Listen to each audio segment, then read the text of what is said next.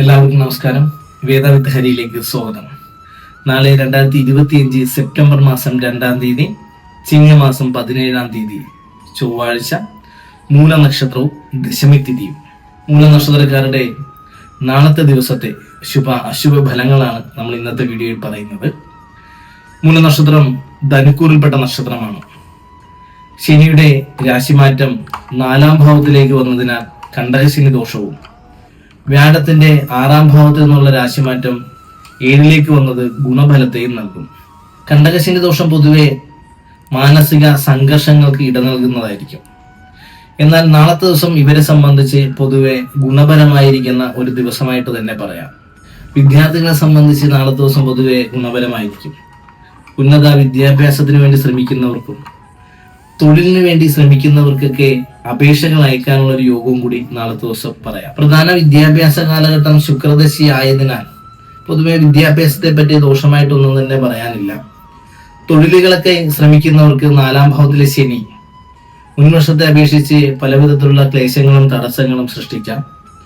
തൊഴിൽ സ്ഥാപനത്തിലോ തൊഴിൽ സ്ഥാനത്തോ മനോവിഷമതകൾക്കും ഇട നൽകിയേക്കാം.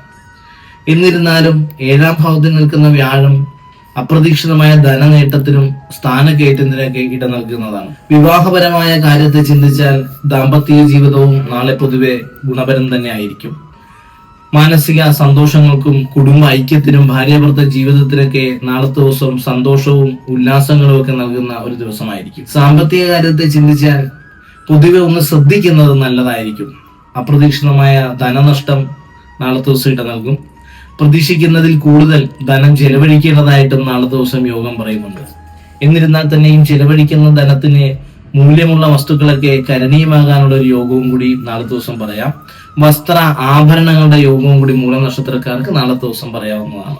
ആരോഗ്യപരമായ കാര്യത്തെ ചിന്തിച്ചാൽ പൊതുവെ നാളത്തെ ദിവസം ആരോഗ്യപരമായ കാര്യത്തിൽ പ്രത്യേകം ശ്രദ്ധിക്കുക. കണ്ടകശനി നിൽക്കുന്നതിനാൽ ശാരീരിക ക്ഷീണം, ആലസ്യത, മടി എന്നിവ മൂലനക്ഷത്രക്കാർക്ക് പറയാം. സ്വമേധയുള്ള മടികളൊക്കെ മാറ്റിവെച്ചുകൊണ്ട് ഊർജ്ജസ്വലമായി പ്രവർത്തിക്കുന്നത് കാര്യങ്ങൾക്കൊക്കെ ശുഭഫലത്തെ നൽകുന്നതാണ്. ദഹന സംബന്ധമായ പ്രശ്നങ്ങളും ദന്ത സംബന്ധമായ പ്രശ്നങ്ങളും കർണ സംബന്ധമായ പ്രശ്നങ്ങളും ഒക്കെ നാളത്തെ ദിവസം പ്രത്യേകം ശ്രദ്ധിക്കുന്നത് നല്ലതായിരിക്കും. ഈ സ്ഥാനങ്ങളിലൊക്കെ ക്ലേശങ്ങൾ അനുഭവിക്കുന്നവർ വൈദ്യസഹായം തേടാനും നാളത്തെ ദിവസം പ്രത്യേകം ശ്രദ്ധിച്ചേക്കുക. കുടുംബത്തിൽ ഐക്യത്തിനും മനസന്തോഷത്തിനും കൂടി നാളത്തെ ദിവസം ഇട നൽകും. ഏറെ നാളായിട്ട് ആഗ്രഹിക്കുന്ന പോലെ കുടുംബ സംഗമങ്ങളൊക്കെ നടക്കാനും നാളത്തെ ദിവസം ഒരു യോഗം പറയുന്നുണ്ട്. സഹോദരങ്ങളുമായിട്ടുള്ള പിണക്കങ്ങളൊക്കെ മാറി സഹോദരങ്ങളുമായിട്ട് ഐക്യതയിലാകാനും നാളത്തെ ദിവസം യോഗം നൽകുന്നതാണ്. മധ്യാഹ്നം വരെ വലിയ രീതിയിൽ പ്രശ്നങ്ങളില്ലെങ്കിലും മധ്യാഹ്നത്തിന് ശേഷം സായം സമയത്ത് ഗൃഹത്തിൽ അസ്വസ്ഥതകളോ കലഹങ്ങളോ ഉണ്ടാവാതിരിക്കാൻ പ്രത്യേകം ശ്രദ്ധിക്കണം. ആഘോഷം അതിരുവിടാതിരിക്കാനും നാളത്തെ ദിവസം പ്രത്യേകം ശ്രദ്ധിക്കേണ്ടതാണ്. ദോഷങ്ങൾ മാറി ശുഭഫലത്തിന് വേണ്ടി നാളത്തെ ദിവസം മൂലനക്ഷത്രക്കാർ അയ്യപ്പസ്വാമി ക്ഷേത്ര ദർശനം നടത്തി നീരാഞ്ജനം നടത്തുന്നതും എള്ളു നിവേദ്യം നടത്തുന്നതും ഉത്തമമായിരിക്കും. എല്ലാ ഭക്തജനങ്ങളും നാളത്തെ ദിവസം ഭദ്രകാളി ക്ഷേത്ര ദർശനം നടത്തി രക്തപുഷ്പാഞ്ജലി നടത്തുന്നത് കാര്യസാധ്യത്തിന് ഉപകരിക്കുന്നതാണ്. ധനപരമായിട്ടുള്ള നേട്ടങ്ങൾ പ്രതീക്ഷിക്കുന്നവർക്കും ലോണുകളും മറ്റുകളും അപേക്ഷിച്ചിട്ട് കാത്തിരിക്കുന്നവർക്കും നാളത്തെ ദിവസം അനുഭവയോഗ്യത്തിന് വേണ്ടിയിട്ട് ശ്രീ സൂക്ത മന്ത്രപുഷ്പാഞ്ജലി നടത്താവുന്നതാണ്. കൂടുതൽ ധനപരമായ ഉയർച്ചയ്ക്ക് വേണ്ടിയിട്ട് ശ്രമിക്കുന്നതിനൊക്കെ ഉത്തമമായ ഒരു സമയം കൂടിയാണ് മൂലനക്ഷത്രക്കാർക്ക് ഇപ്പോൾ. ആയതിനു വേണ്ടിയിട്ട് പരിശ്രമിക്കുകയും പുതിയ ആശയങ്ങളൊക്കെ മനസ്സിൽ ഉരുത്തിരിഞ്ഞു വരാനും അത് പ്രാവർത്തിക തലത്തിലേക്ക് ആക്കാനും ഒക്കെ ഇപ്പോഴത്തെ സമയം ഉപകരിക്കും.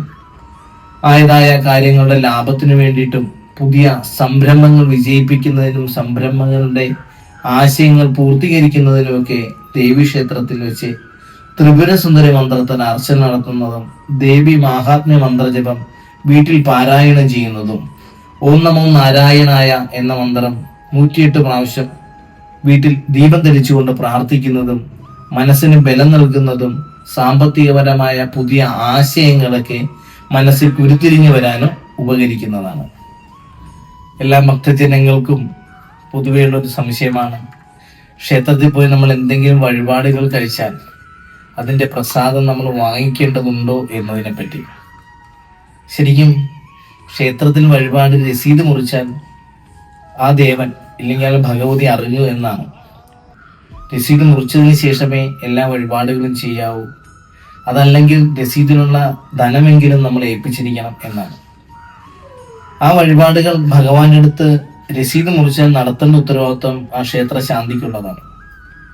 അദ്ദേഹം വഴിപാട് നടത്തി നമ്മൾ ആ പ്രസാദം സ്വീകരിക്കാൻ നമുക്ക് എത്തിപ്പെടാൻ പറ്റാത്ത സാഹചര്യമാണെങ്കിൽ, നിവേദ്യമുള്ള വഴിപാടുകളാണെങ്കിലും ക്ഷേത്രത്തിൽ മനസ്സറിഞ്ഞ് വഴിപാടുകൾ നടത്തുക. ആ വഴിപാടുകളുള്ള ദക്ഷിണയും ഏൽപ്പിച്ചാൽ വഴിപാടിന്റെ ഫലം ഉറപ്പായി നമുക്ക് ലഭിച്ചിരിക്കും.